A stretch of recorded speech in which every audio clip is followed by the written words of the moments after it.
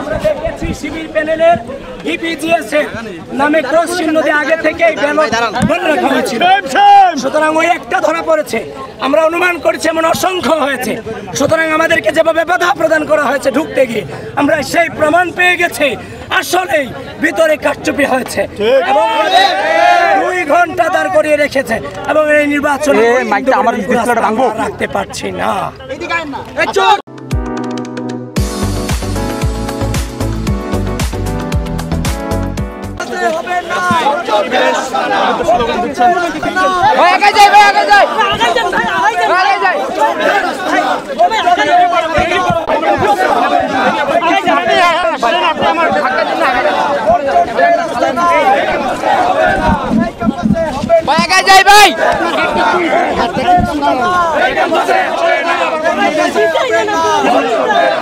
পিছালে তো আপনি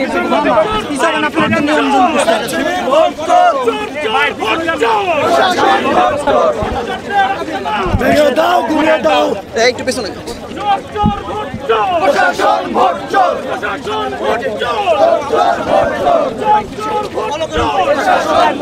যাই ভাই, পড়ে যাবো সবাই।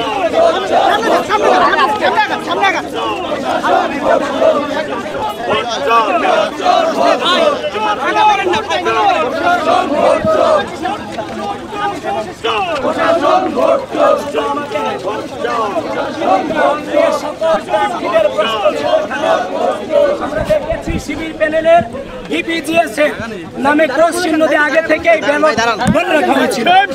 সুতরাং ওই একটা ধরা পড়েছে, আমরা অনুমান করছি এমন অসংখ্য হয়েছে।